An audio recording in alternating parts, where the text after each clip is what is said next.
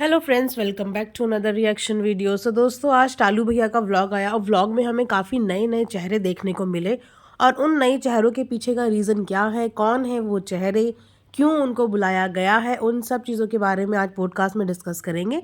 इसलिए पॉडकास्ट को एंड तक ज़रूर सुनना।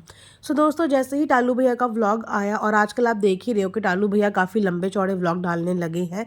जैसे कि उन्होंने ये ठानी हुई है कि अब उन्हें व्लॉगिंग पे ध्यान देना है, हर तरीके का कंटेंट बनाना है, और उस कंटेंट को बनाने की तैयारी में वो जुट पड़े हैं। उन्होंने अपनी एक खुद की एक्टर्स की टीम भी खड़ी कर दी है, जिसमें अब वो कंटेंट पे काम करने वाले हैं। कॉमेडी एक्ट से लेकर तरह तरह की चीज़ें वो आगे आप सबके लिए लेके आने वाले हैं।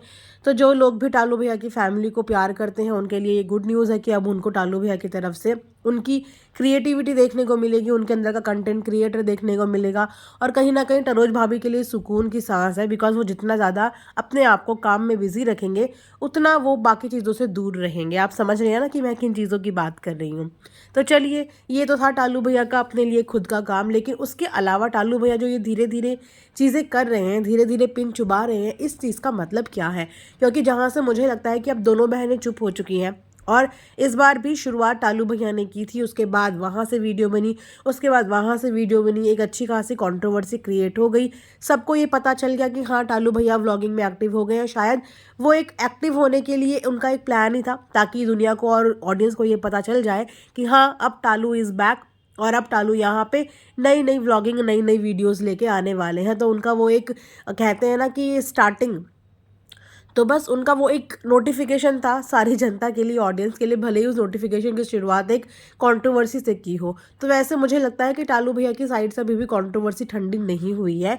कुछ कुछ हिंट्स वो अभी भी अपने व्लॉग में दे रहे हैं, और अब तो हिंट्स दूर की बात है, अब तो वो सीधे सीधे लोगों को रिप्रेजेंट कर रहे हैं सामने। तो आज भी उनके व्लॉग में कुछ नए चेहरे देखने को मिले। एक आदमी देखने को मिला, उनके साथ एक बच्चा था, और बहुत ज़्यादा उनके साथ, बहुत ज़्यादा उनको पूरे व्लॉग में लिया गया, उनसे बातचीत की गई।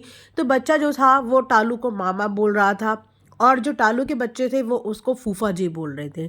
तो ये रिश्ता समझ में नहीं आया, बिकॉज टालू की दो ही बहनें हैं और उन बच्चों की दो ही फूफू हैं, यानी कि दो ही बुआ जी हैं। तो वो आखिर में आदमी था कौन? सबके दिमाग में ये क्वेश्चन आ रहा है, और टालू के कमेंट सेक्शन में भी बहुत से लोग इसी बारे में बार बार पूछ रहे हैं कि वो कौन है। कुछ लोगों का कहना है कि वो सुन्नी दीदी के एक्स हस्बैंड है, और कुछ लोगों का कहना है कि वो अपना दीदी के हस्बैंड है। तो इसी कश्मकश में दोनों के दोनों लगे हुए हैं।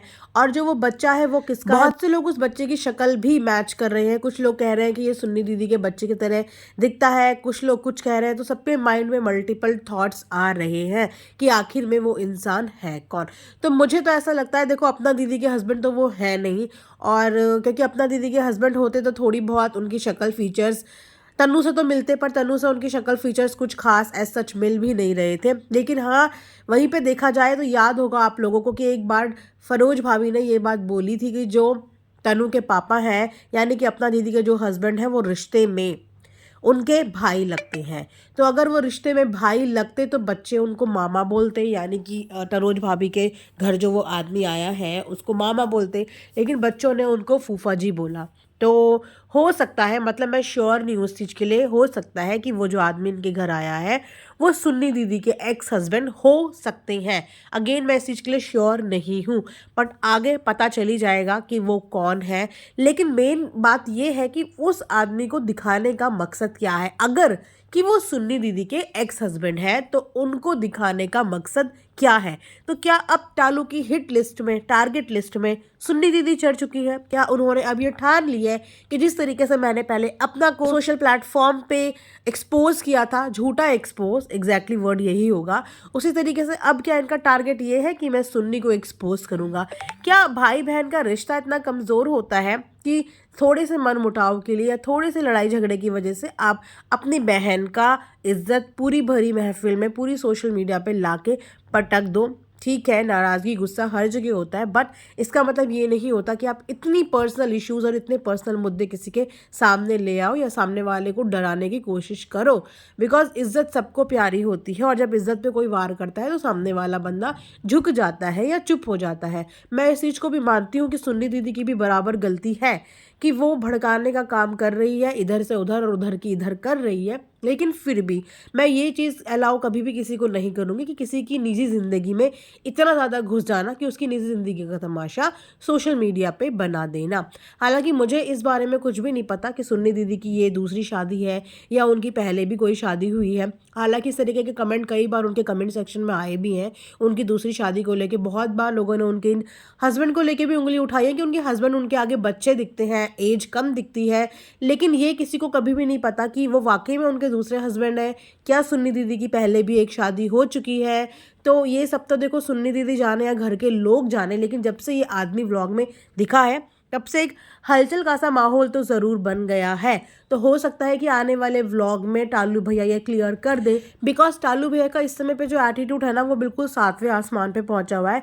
वो पता नहीं अपने माइंड में क्या सोच के आए हैं या उन्होंने अपने माइंड में ही अंदर ऐसी क्या प्लानिंग कर दी है, और प्लानिंग किसी और के लिए नहीं, प्लानिंग अपनी खुद की बहनों के लिए कि वो आगे किस तरीके का एक्सपोज करने वाले हैं, किस तरीके का काम करने वाले हैं। देखो मुझे ऐसा लगता है कि इस तरीके का काम नहीं करना चाहिए। आपको कुछ भी करना है लेकिन हमेशा एक बाउंड्री ध्यान रखो कि एक बाउंड्री हर इंसान के बीच में होती है और उस बाउंड्री को कभी भी पार मत करो। आपके इस हैरेसमेंट के चक्कर में, आपके इस एक्शन के चक्कर में सामने वाले की मेंटल हेल्थ को क्या असर पड़ सकता है, सामने वाला किस ट्रॉमा में जा सकता है। जैसे कि हमने पहले भी देखा था कि जब सुन्नी दीदी की ऑडियोज़ लीक हुई थी, उस टाइम पे भी वो इतनी टेंशन और इतनी डिप्रेशन में चली गई थी कि उस वजह से उन्हें मेडिकल इमरजेंसी हो गई थी, वो आईसीयू में एडमिट हो गई थी। तो इससे तो ये भी पता चलता है कि वो बहुत छोटे दिल की हैं और औरत इतना ज़्यादा बेइज्जती ना नहीं सँभाल पाती। और सोशल मीडिया पर हम आए दिन एक औरत के बारे में बहुत कुछ देख रहे हैं कि सोशल मीडिया की ट्रोलिंग के तहत किसने क्या कर दिया, किसने क्या कर दिया। तो इस टाइम पे ना ये सब चीज़ें देख के बहुत ज़्यादा डर लगता है कि आपका गलती से भी बोला हुआ कोई एक्शन, गलती से भी बोली हुई कोई बात सामने वाले के दिल में कहाँ चुभ जाए और वो आपकी इस बात पे क्या एक्शन ले ले। वो बोलते हैं ना कि जब तब पछताए क्या होत जब चिड़िया चुग गई खेत, कि उसके बाद अगर आप पश्चाताप करो कि हाय मुझे ये नहीं करना चाहिए था, मैं गलती से इसका रीज़न बन गया, तो कोई फ़ायदा नहीं है, बिकॉज़ इंसान गया तो वो वापस कभी नहीं आता। तो मैं टालू भैया को भी यही बोलूँगी कि ऐसे कोई भी एक्शंस मत करो जिसकी वजह से सामने वाला कुछ गलत हरकत कर दे या उसके लिए इतना खतरनाक वो साबित हो जाए कि वो उस चीज़ को झेल ना पाए। बस बाकी आप लोग भाई बहन हो, आप लोग बेटर जानते हो एक दूसरे के बारे में, मुझसे बहुत ज़्यादा अच्छे से जानते होंगे। लेकिन यहाँ पे मैं सिर्फ़ और सिर्फ इसी चीज़ की बात कर रही हूँ कि इतना इतना किसी की प्रिवेसी को मत सोशल प्लेटफॉर्म पे लाओ कि सामने वाला वो बर्दाश्त ना कर पाए, क्योंकि ये बहुत ही सेंसिटिव चीज़ें हैं। चाहे वो अपना दीदी के हस्बैंड हो, चाहे वो सुन्नी दीदी का कोई पास्ट हो, ये बहुत ही प्राइवेट और बहुत ही सेंसिटिव चीज़ें हैं। और ये सोशल मीडिया पे आने का मतलब है बहुत ज़्यादा दोनों बहनों के लिए ट्रॉमा होना।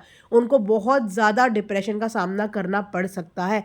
तू-तू मैं-मैं एक अलग लेवल की होती है, लेकिन ये एक अलग लेवल की चीज़ें हैं जो नहीं होनी चाहिए और इस चीज़ को यहीं पे रोक देना चाहिए। अगर कि इनके माइंड में ऐसा कुछ भी चल रहा है आगे और ज़्यादा एक्सपोज़ करने का या आगे और ज़्यादा प्राइवेट चीज़ों को लाने का, तो मुझे लगता है कि टालू भैया को इसी समय पे अपने आप में फुल स्टॉप लगा देना चाहिए, बिकॉज़ ये कंट्रोवर्सी ना फिर अनदर लेवल की चली जाएगी और फिर बाद में अगर किसी को भी कुछ भी हार्म होता है ना, तो फिर ये ना बोला जाए कि मैंने तो कुछ किया ही नहीं था, मेरी तो कोई गलती थी ही नहीं। जैसे टाइलो भैया बोल रहे हैं कि उनको पता ही नहीं कि उनकी कोई गलती है भी या नहीं। तो प्लीज़ ऐसा कुछ मत करो। मैं तो ऑलरेडी इस सोशल मीडिया पे ये सब चीज़ें देख के ना इतनी डरी हुई हूँ कि मैं खुद किसी के लिए रिएक्शन देते समय 100 बार सोचती हूँ कि यार ऐसा ना हो कि गलती से भूले बिसरे किसी के लिए कुछ निकल जाए और उस बंदे को दिल में दर्द हो जाए, उसको हिट हो जाए, उसको बुरा लग जाए। तो ऐसा आप लोगों को भी देखो नहीं करना चाहिए। सोशल प्लेटफॉर्म का मतलब ये नहीं होता कि खुला प्लेटफॉर्म है तो आप जो मर्जी किसी के लिए बोल सकते हो, आपको हर चीज़ की आज़ादी है। जी नहीं, आपको हर चीज़ की आज़ादी नहीं है। आप एक कंटेंट क्रिएटर हो। कंटेंट क्रिएटर का मतलब होता है कंटेंट क्रिएट करना, ऑडियंस को एंटरटेन करना, ऑडियंस को खुश रखना। ये नहीं कि आपके कंटेंट की वजह से ऑडियंस की आंखों में आंसू आ जाए या लोग आपको कोसें। उनको एंटरटेन करो, उनको अपना बनाओ, उनसे दूर होने के लिए कंटेंट मत डालो, उनको अपना बनाने के लिए कंटेंट डालो। वही एक कंटेंट क्रिएटर की पहचान होता है। सो आई होप कि आप लोग मेरी इस बात से अग्री होंगे। कमेंट सेक्शन में ज़रूर बताना कि आपको क्या लगता है कि इन दोनों बहनों में से वो जो आदमी है उसका उसका एग्जैक्टली किसी से रिश्ता है या नहीं है। आपको क्या लगा कमेंट सेक्शन में बताना। Thanks for watching earth mom Dehradun.